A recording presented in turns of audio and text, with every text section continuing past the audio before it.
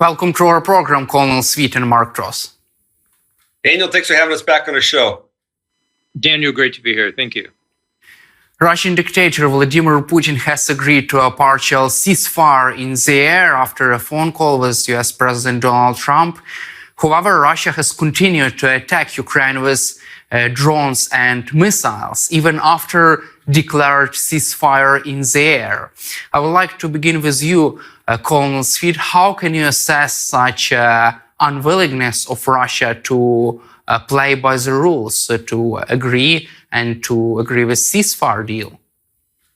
Yeah, so I think the ceasefire itself was he agreed not to strike Ukrainian energy infrastructure is what he agreed to. I don't think he ever agreed to a ceasefire, at least not the ceasefire that Ukraine offered to the United States, one.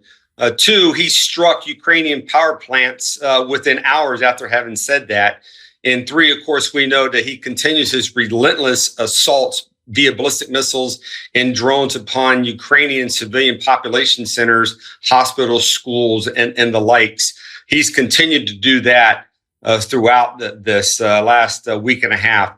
So once again, showing that he has no intent to establish peace. In his mind, I think, in my opinion, Putin's mind, peace with Ukraine is when Ukraine stops resisting, which is unfortunate because Ukraine is trying to play the honest actor, and Putin has no desire to do that. And the United States, unfortunately, is learning that lesson, and Ukraine is feeling the repercussions of the Putin decisions. And Mark, don't you think that negotiations have reached a stalemate as Russia continues to attack energy infrastructure of Ukraine? And also, there have been some interesting moments. The US has declared a ceasefire over attacks on the whole infrastructure, not only energy creep. On the other hand, Kremlin has declared only ceasefire regarding energy infrastructure. What is your assessment of such a development, Mark? Daniel, I'm not even so sure that we've got ceasefire negotiations happening. I think we've got a lot of posturing coming out of Russia that's happening in Saudi Arabia. From my standpoint, I'm looking at Russian actions. And when you look at those in Ukraine, the continued targeting of Ukrainian civilians, as John was just mentioning, the continued targeting of, key Ukrainian infrastructure, electrical grids, et cetera, that are getting hit, whether they're trying to hide behind plausible deniability or not. All of that stuff is still going on. It's almost as though Putin and those surrounding him are treating this as though these negotiation processes that are going on in Saudi Arabia have given them a new license to kill Ukrainians. I just don't see any kind of meaningful ceasefire discussions happening. So, you can call it a stalemate. You can call it Putin playing games. You can call it kabuki theater. But the bottom line is I don't believe we're any closer to a peace type of a ceasefire along the lines that President Trump originally proffered, which was a total one for 30 days that Ukraine agreed to. I just don't see the Russian side coming to that. It's going to take something more out of the Trump administration to do that. And as we can get into a little bit later, it's not helpful that you've got Steve Witkoff, Trump's special technically envoy to Ukraine, but he's also acting as an envoy to Putin, him going around saying the things that he did over the weekend to Tucker Carlson. We're not in a good place right now in terms of the negotiations. Mark, don't you think that it is a big humiliation for Donald Trump to face Russia violating even this partial ceasefire in the air? If it isn't, it should be, Daniel, because at this point, if you believe Steve Witkoff, it should be sufficient for Trump to side with Russia simply because Putin prayed for him on the day of his assassination attempt, or because Putin presented him with some kind of obsequious portrait. I'm not sure, I've not seen it, whether it's in oil or whatever, of President Trump. They seem to think that Trump's easily bought off. Now, if I'm Trump, I'm offended by that. That's not giving me the respect that I demand. And certainly for a guy that sat in the Oval Office, criticized President Zelensky, had J.D. Vance pile on, Putin by far, and those around him, the mocking that has gone on around them in terms of mocking Trump, by far outweighs any of the anger that, in my opinion, Zelensky likely had regarding security guarantees being critical to that REMs deal that unfortunate day in the White House. So from that standpoint, I do hope that Trump is starting to feel some sense of humiliation, some sense that he's got to create more balance to this. I think, and I know the perception in Washington, D.C., amongst the talking heads, amongst the media, amongst the insiders in D.C., is that this Steve Woodcock is a problem and he needs to go. And hopefully that is what we see coming out of this soon, because he's not helping this process. And John, I would like also to ask you about this ceasefire violation by Russia. It seems like Trump's national security team, maybe they don't have the ability, they don't see this Russia's attack on Ukraine, because Mike Waltz, Trump's special national security advisor, says that the ceasefire deal is not dead right now because Russia is not violating the deal. Why don't they see Russia's air attack on Ukraine?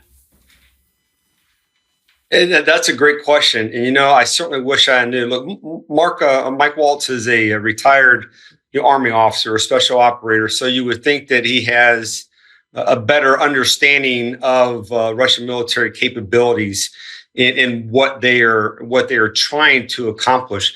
It's really difficult to understand, except that from a position of what their desired end state is and how much they being the Trump administration, are willing to tolerate to get to that end state. And right now, it's really hard to watch the way Russia is handling the United States and the way in which the Trump administration continues to make concessions to Russia in order to bring them to the table. So you talked a little bit about it being hard, I guess, for President Trump. Again, the feeding of Trump's ego, I think, is what President Putin understands. You get back to some of the Chinese philosopher of know your enemy better than you know yourself, and Trump certainly knows. Putin certainly understands Trump. He understands the negotiating team that he's working with, and I think he is doing the best. Of the negotiations, he is outperforming right now the United States. And what he's also doing is he's buying time, he's creating space. And while all this discussion is going on, he's still striking Ukrainian targets, civilian targets. He's still attacking in the Donbass. I believe we had upwards to 1,240 casualties on the Russian side just yesterday. Over the weekend, over 3,000 casualties. So you're looking, a little over 4,000 casualties in a period of 3 days. Total 906,000 casualties in the past 3 years. So the battle continues to go on as they give lip service to a ceasefire and peace deal in Riyadh, Saudi Arabia. So, Colonel Sweet, you're confident that Vladimir Putin is just buying more time for his army to gain as much land, as much ground in Ukraine as possible before entering the real negotiations over Ukraine?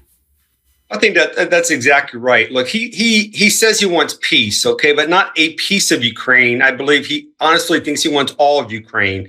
And I think he thinks he's going to get all of Ukraine if he continues this relentless pursuit.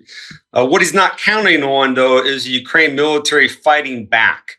Okay, successes, deep strikes in Ingles, deep strikes against oil production facilities, localized counterattacks in the Volgograd region, successfully repelling special forces attacks, utilizing gas pipelines. Zelensky still continues to inflict pain in the close fight while also affecting Russia's ability to finance and to wage war in the deep fights. What Ukraine needs is more assistance, clearly, and we've talked about this before, in the battle of interdiction. Otherwise, Ukraine's going to be forced to kill 1,400 to 1,500 soldiers every day. They have to stop the flow.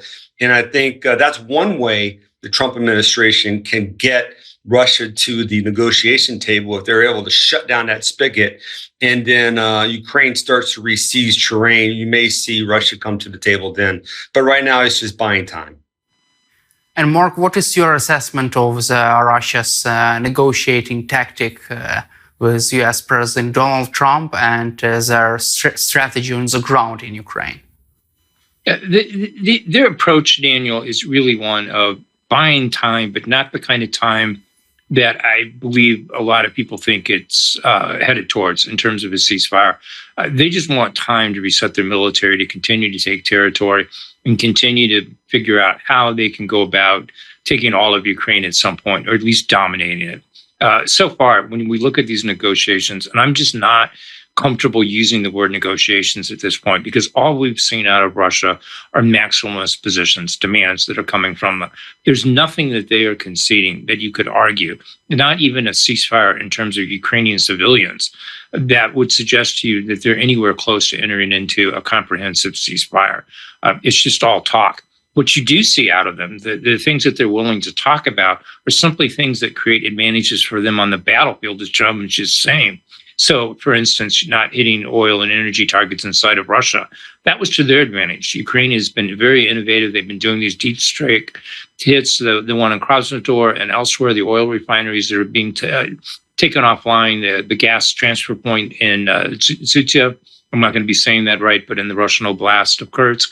All of those things are hurting the Russian war effort. And Putin, of course, wanted to get those off the table. And Ukraine agreed to that, but they have not reciprocated in like kind. I'd even add the one area that they've not quite reached agreement on, the Black Sea initiative that Peskov, Putin's spokesman, was talking about. They're wanting to see a ceasefire in the Black Sea. But again, that would be to the advantage of Russia, who's been launching ballistic missiles coming from the Black Sea and the like. These are all things to gain advantages on the battlefield, not things to gain advantages in a negotiation process. So I just don't really see any substance to these negotiations at this point. You can call them negotiations, just like you can't put, lipstick on a pig. You can't put lipstick on these negotiations because it's just not. This is just Russia continuing to wage war by other means. And Mark, do you expect Russia to agree at least to a limited ceasefire deal?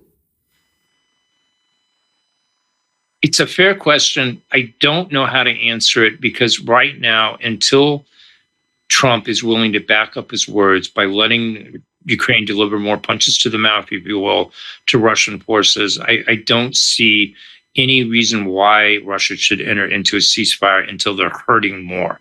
They're willing to lose the number of men that they're doing, 1,500, 2,000 sometimes a day. Putin's willing to pay that price, and he's willing to keep going to North Korea.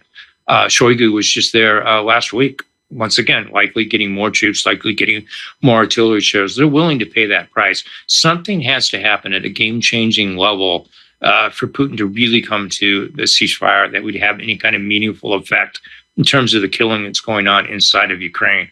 I just don't see them doing that yet. There's just nothing in there that's an indicator on their part that they need to do that. And until Trump reins in Witkoff, until Trump maybe perhaps elevates a person like General Keith Kellogg back into this equation to give him better military perspective as to what's happening with Russia on their side of the table, I think we're just going to see this continue to play out. Again, I just don't see this as negotiations.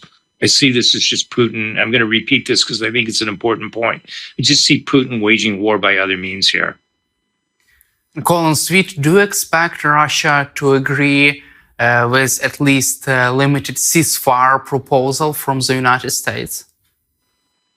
Look, the short answer is yes, they will. The longer answer is how long will they abide by it?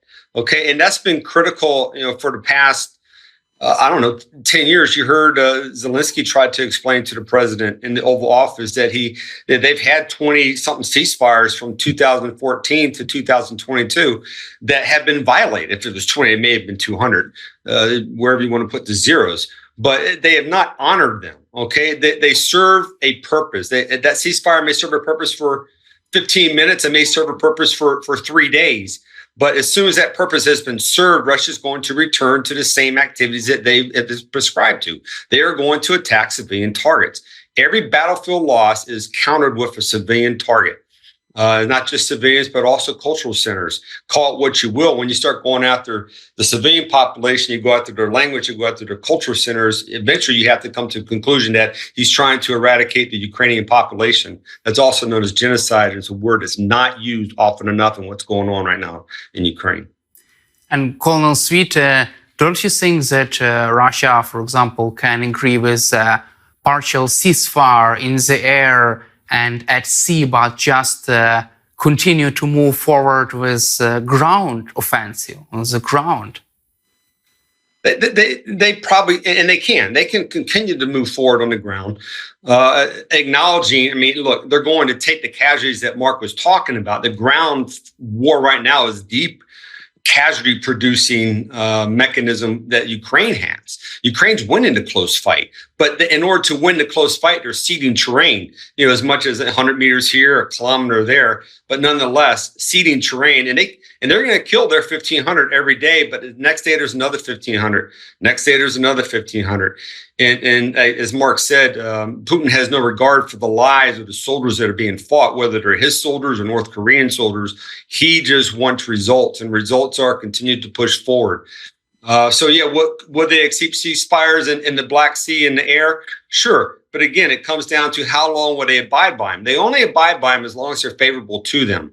When openings exist, they take those openings and then they come back to the table and offer you something else. And Colonel Sweet, what should be the key for Trump's administration to bring Vladimir Putin to the negotiating table and to force him to full ceasefire deal? Sure. Look, in order to bring him to the table, it's not going to be to bring him. It's going to be to push him, to pull him, to drag him to the negotiation table. And that means you're going to have to inflict some sort of pain upon him. And pain can only be described in a kinetic manner. So I would see it as, you know, additional assets. You get them additional HIMARS weaponry, and get HIMARS ATACMS type of munition, more ground munitions in the form of artillery and airframes, and allow Ukraine to inflict those casualties on the interdiction aspect of this. Whereas they can't get into Russia to continue to attack, then allow the Ukrainian forces in Ukraine to push the existing Russian forces out. So it's going to have to be painful, and through pain, it's a kinetic response. And that's, I think, in my opinion, is the only way you're going to get Putin back to the negotiation table. And Mark, what is your take on the strategy of the White House? How should the US force Putin to a full ceasefire deal? Daniel, they need a complete reset, because if you're Russia, and I don't mean to keep harping on this, but if you're Russia, there's no reason to enter into any kind of comprehensive ceasefire at this point. Steve Witkoff is giving you everything that you're asking for. He's on Tucker Carlson. He's basically saying, hey, look, the different territories, be it Donetsk, Luhansk, Kherson, Zaporizhia, which he could not name, didn't even know the regions that he was willing to give away.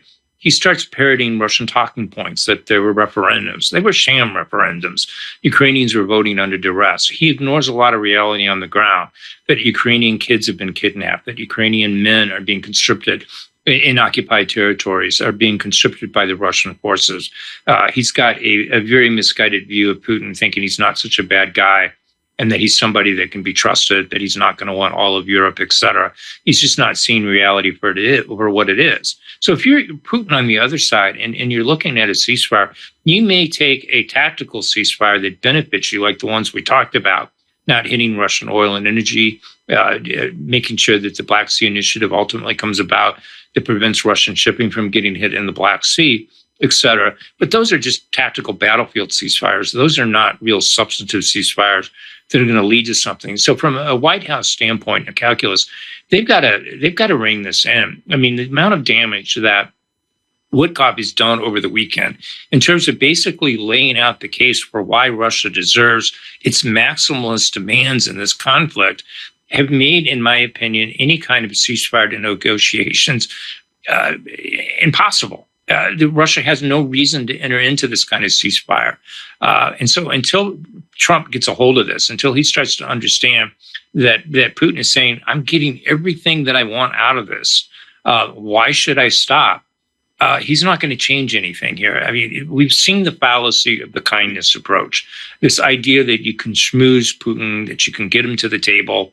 That was never going to work. John and I have written about this multiple times, that the only way that you were effectively going to get Putin to the negotiating table was through what John likes to call a punch in the mouth, that kinetic force. And Ukraine can do that if properly equipped, if given the munition suites and the authorizations to do that. There's so much more that the U.S. can be doing militarily to enable that. And that's what Trump is going to have to do. It's time he sends Putin a message that, hey, I see through you. I know who you are. I'm done playing games. I'm done saying you're such a great guy and that we're friends. I see you now as an enemy. And unless you want to be my enemy in the future, you really need to come to the negotiating table now. But we just don't see that. We're just still seeing schmoozing as though this was some kind of business deal, that they were writing a recipe for a deal off of a cocktail napkin. It's not going to happen that way. Trump's been too naive. Let's cover also our last topic, the situation in the Middle East. Israel has conducted additional military measures, actions against other actors, players in the Middle East. What is your take on that, Colonel Sweet, and how can you assess the perspectives and prospects for the ceasefire deal not to be that?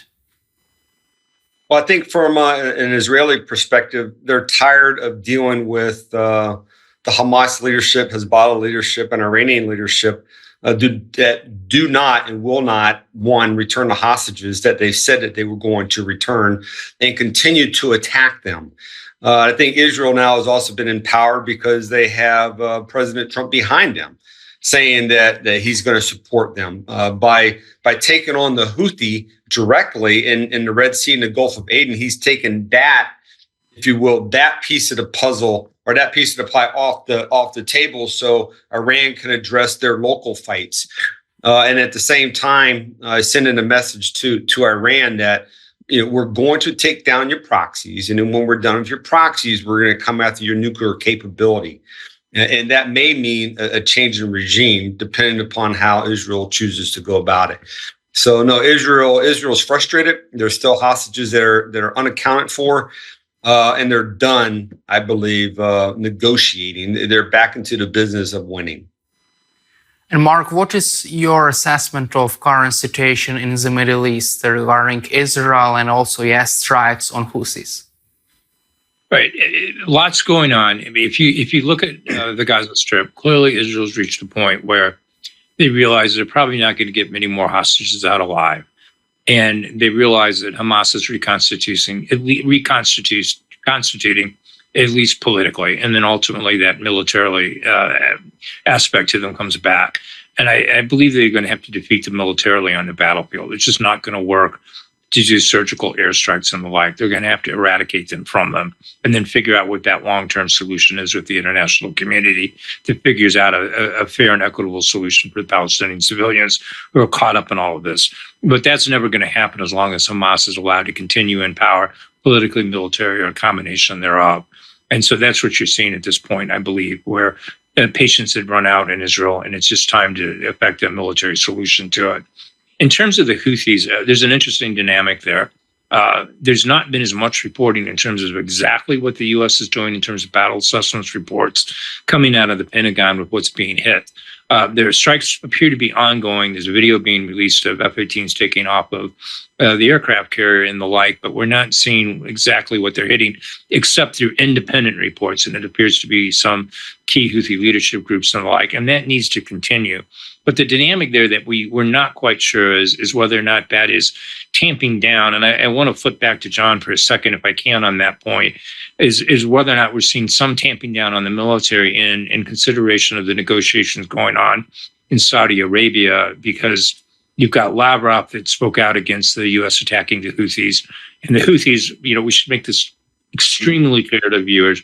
The Houthis are aided and abetted and controlled essentially by Iran. And Iran has got a close relationship, as everyone in Ukraine knows, with Russia. None of these things are happening independently. It's all interconnected. And so there's a little bit of concern on our part is the U.S. backing off of the Houthis. But in the meantime, one last point here.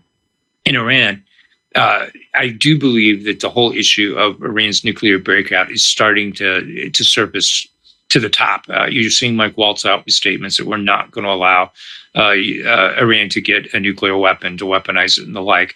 And so there's a lot of moving parts there. And which way the Trump administration decides to peel that onion to get at the core threat remains to be seen. But definitely something to watch, and it definitely impacts Ukraine, because what's going on in the Mideast, we believe, John and I have written multiple times about this, we believe that what's happening in the Middle East, Putin is using as distraction to take away from the negotiation process in Jeddah, to take away from his ongoing onslaught on the battlefields in Ukraine, and to distract away from his targeting of Ukrainian civilians. John, any thoughts on that Houthi thing as I wrap up here?